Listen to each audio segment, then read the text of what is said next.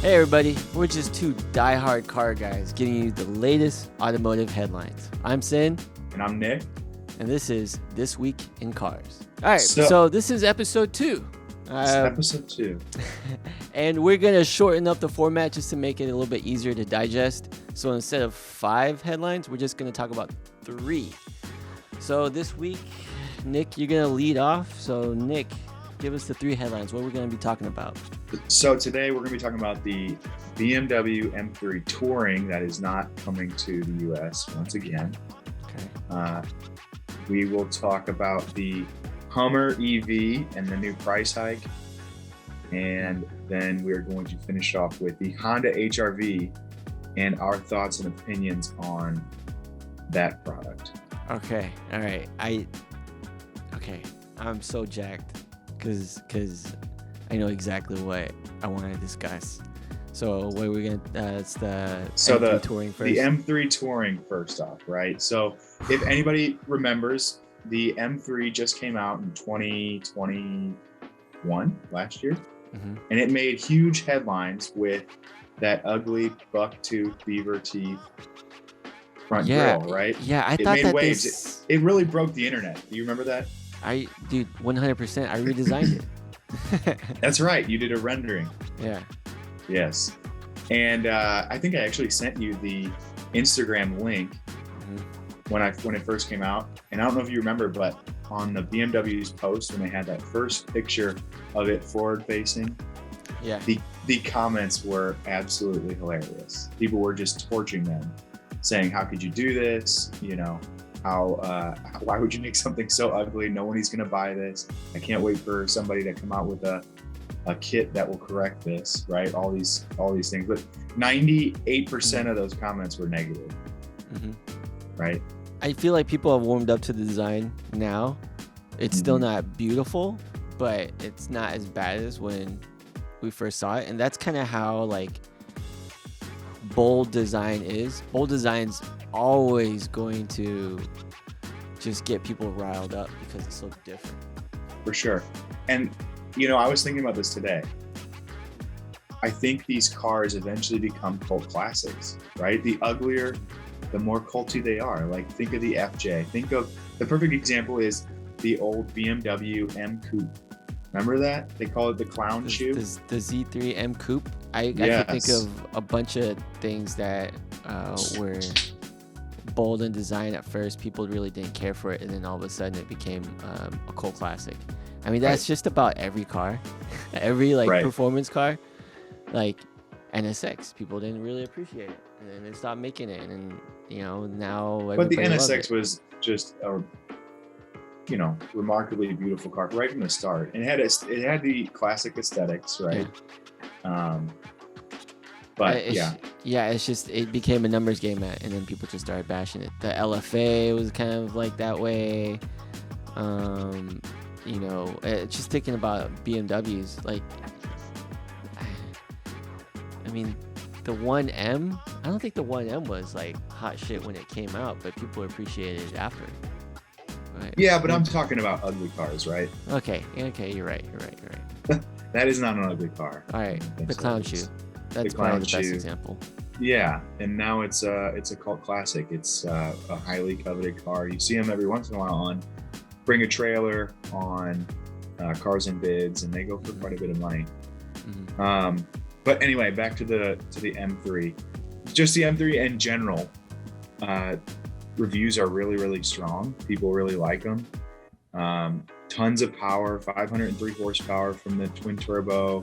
Is it the S58? S58. S58 motor, twin turbo, 503 horsepower. The one criticism that some people had was they got rid of the dual clutch transmission. They do make a manual on it, so that is amazing too. So altogether, great reviews minus that front grille, right?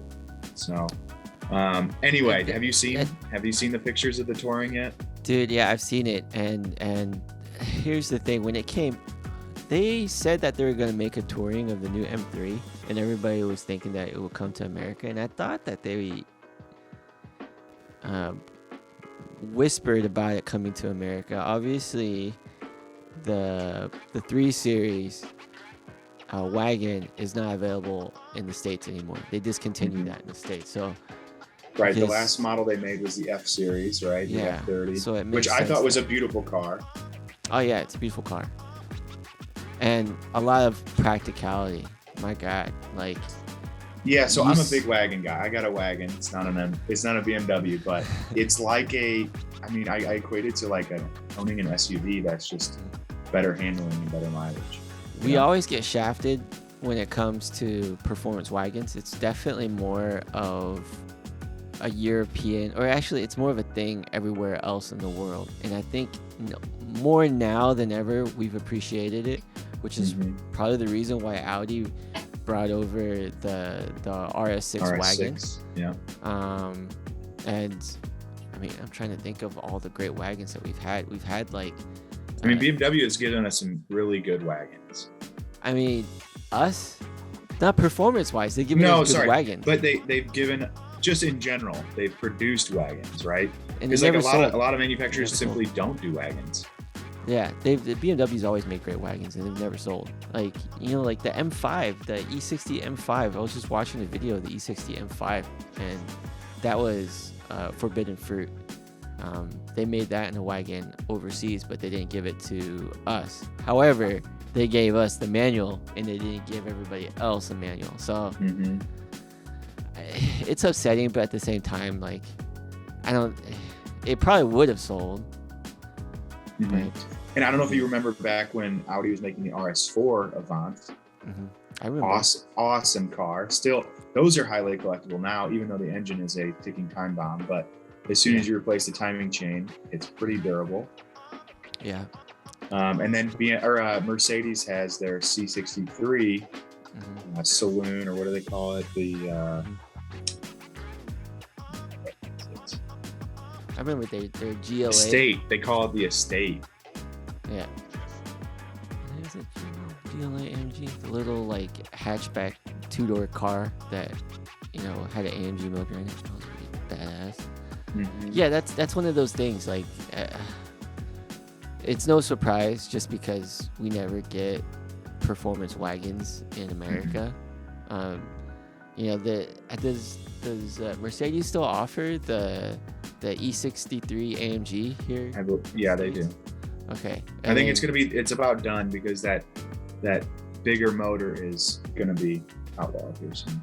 Yeah, they're replacing it. With the 43 models. The Cadillac had that V CTS-V wagon. CTS-V wagon. It didn't sell. But man, is that a sweet car? And would that be sweet to have today? And you know what? I still haven't seen an RS6 wagon yet. So.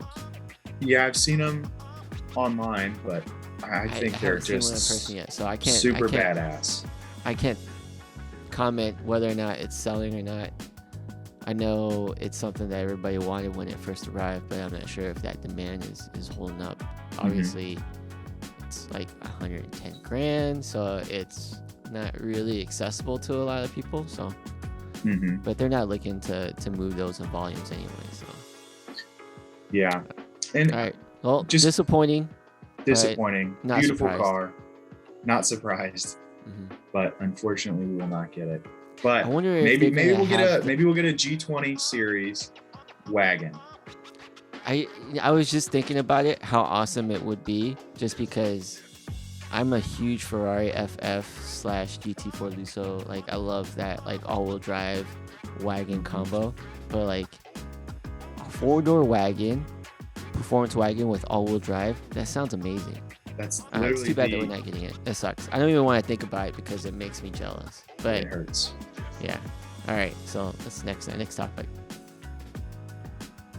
The next stop is the Hummer EV price increase. So apparently they are jacking the price up another $6,000 due to supply chain issues, costs are rising, inflation. Okay. That's a pretty reasonable price increase, considering you can't even get a hold of one, and they're going for like 100 double markup. Yeah, once they're bought, people put them back on to Cars and Bids or Yeah. Bring a trailer for. I've seen one go for like 230,000. Yeah, That's just absurd. It's stupid. I mean, I haven't seen one. I haven't even seen a Rivian yet, so yeah, I doubt that I'm gonna see that for a while. And everybody's jacking up the prices of EVs. So Tesla increased the price of the Plaids like 16 grand or something. Wow. I think it's gone up over $20,000 in the last year. So it'll be what, mid to upper 100s Yeah, now? my neighbor is an engineer for an autonomous company that and their the things that they're working on uses batteries, and he said that the price of nickel and the materials that they use in lithium batteries for cars has gone up like 400%. So EVs, you know, that battery is getting expensive, so EVs are getting more out of reach. So it's kind of ridiculous to think that all these companies are planning to ditch ICE for EV and the technology to make it EV. Just like we talked about last episode, it was exactly. We talked about it in the last episode for half an hour. If you guys wanted to watch us banter about EVs, and we could go on and on about it, but we talked about it for about half an hour. So watch the first episode if you want to catch up on that. Yeah, but back to the Hummer. It's an ultra badass vehicle, right? Like it's amazing. And the thing is, the $6,000 price hike, I don't think people that are buying this don't care. It's $100,000 vehicle already, so yeah, they're not going to care. They know that they're getting right. They know that they're getting a deal because they can turn around and sell it immediately for double the price. Yeah. But what a cool thing. I think this vehicle in particular looks like it's one of those forbidden fruit that we actually got.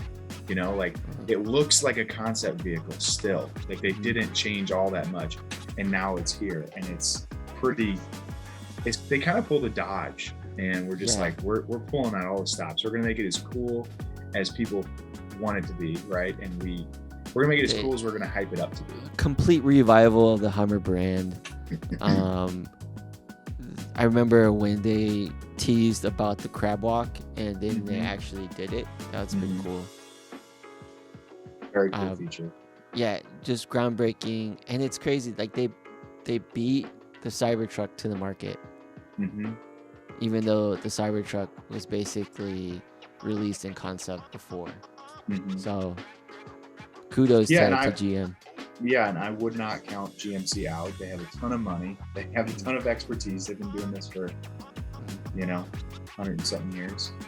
Yeah, I mean, that's just the thing with EVs now. It makes you wonder if Ford is going to jack the base price of like their Lightning or the Mach-E. I feel like that's coming next. I think everything across the board. Right? Unless they had contracts in before, but those contracts are probably up soon. The price is going to go up. The Lightning truck has been sold out and marked up, and they haven't been able to meet demand. And of course, the supply chain thing is real, and the price of the batteries have gone up significantly. Like it's crazy. We haven't felt that price yet because a lot of manufacturing, they buy all the components, and you don't see that price hike until they rebuy. So it's a lagging thing. So and the price of batteries is just the raw materials have gone up stratospheric as of recent. So it's not something that you're gonna see right away. So whatever you see right now as far as like lithium batteries, it's a good deal. You might as well hop on it because it's not gonna be that price for long. That and just inflation. There's just the world's burning. So it literally is burning. Like things are crumbling around us. Everybody's and there's a lot of talk that inflation's gonna skyrocket. We could be World War III soon. It could be, who knows? Inflation could go up higher. It could go down. There's certain things that I think that are going to keep going up in regards to inflation. And there's certain things that I think a lot of what is hurting us as far as inflation is just the supply chain. Like we're just low on so many things. So obviously when you have low supply, price goes up. Batteries is something that is low supply, so the price is going up. A lot of other components, it's the complete reverse, because a lot of the stuff is just sitting on a container outside of like LA port, and it's been there for a month because our United States port system is jacked, and they can't, something that should take 30 days to come from, overseas to a factory, it takes like 4 to 6 months now. And it's just sitting there. So there's so many things going on in that world that needs to be fixed, and a lot of the stuff is here or on port or somewhere. It just hasn't reached its destination yet. So that means we're just going to get flooded by goods, and that could actually help us with inflation. So I don't want to get into that side of things, so let's move on to the next topic. Good. So the Honda HRV, I'm excited to hear your opinion on this, but it is all new, redesigned for 2023. Looks, we'll get to that. A lot more space. It's built on a different chassis. Before it was built on the Honda Fit chassis, right? So it was pretty tiny, pretty small. Now it is built on the Honda Civic chassis, and seems to be. If it looks as good as the Civic, and it is as good as the Civic, then it'd probably be a home run. Okay, you paused when you were. It sounded like you were about to comment on its looks. Like, what do you think it looks like? What do you think about the looks? Last episode, you mentioned Beluga Whale. Yeah. Yeah, about the RX 350. Does this give you? This gives me that. It's a little bit bubbly, but definitely it has the Honda Civic roofline. It's just kind of a taller Honda Civic, which that's what they're going for. But I think this is going to be a home run for them. So I've always liked the HRV. I liked the last generation. I liked how it looked. This new one, I don't mind the looks. It's one of those things like you totally buy this car because it's the perfect car to live with.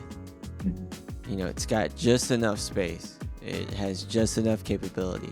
What's disappointing is it's not a very powerful car, but it gets terrible gas mileage when you really think about it, because it should be getting over 30 miles per gallon. Yes. And that's and this is kind of the weird thing. It's like Honda, for whatever reason, because they've always been known to be fuel efficient as far as like a brand, but the motors these days aren't very fuel efficient. Which is surprising because it only has 158 horsepower. Yeah. It reminds me of, you remember the Honda Element? Yes, yeah. So the Honda Element, you would think that would be an extremely fuel efficient vehicle, but it averages like 20 miles a gallon or something like that. But it has the aerodynamics of a brick. Yeah. I mean, this is kind of similar. Like, yeah, not brick shaped, but. Well, I'm just saying, like, the fuel economy is a bit disappointing considering like how far. It just feels like we haven't made any progress as far as fuel efficiency for Honda, anyways. Like other brands have been doing well, like Mazda with their, I forget what the Sky Active, like Nissan with their engines are extremely fuel efficient. Like BMW. I'm a little confused by this though. They're putting the non-turbocharged 2-liter. Like, we know that most of these highly efficient engines are all turbocharged. They have them, right? They have the 1.5 liter turbocharged that's in the Civic now. Why not just throw that in it? Because the Civic gets great mileage. It's a cost thing. And here's the other thing is they're probably the demographic that's buying it, they probably don't care. I would think they would care about fuel mileage. Not power, but fuel. You're right.